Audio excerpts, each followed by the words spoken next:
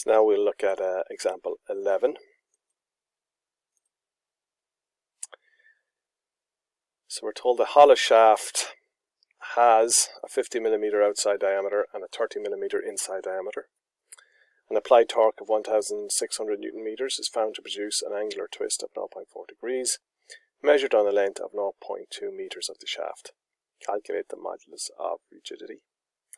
And the second part is to calculate the maximum power which can be transmitted by the shaft at 2000 RPM if the maximum allowable shearing stress is 65 meganewtons per meter squared.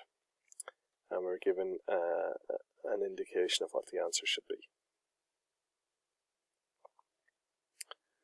Okay, so firstly, we're told that the angle of twist is 0.4 degrees. The theta value here is expressed in radians, so we need to convert 0.4 degrees into radians. So 360 degrees is equal to 2 pi radians. So 1 degree is 2 pi divided by 360 radians. That works out to be 0.175 radians.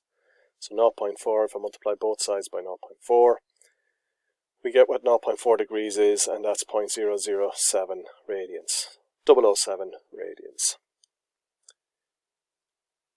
Then, if we look at some of the other information that we have, I have n is equal to 2000, so I can work out the angular velocity as 209 radians per second. I have the outside diameter and the inside diameter, so I can work out that the second polar moment is 534 by 10 to the power minus 9 meters to the power 4. We're told the torque is 1,600 Newton meters. So we have enough now to calculate G. For the second part of the question, we're also told that tau is 65 meganewtons, and the radius will be the outside diameter, so it's just 50 millimeters divided by 2. The length of the shaft is 0.2 meters. Okay, so from this part here and this part here, we have enough to calculate G.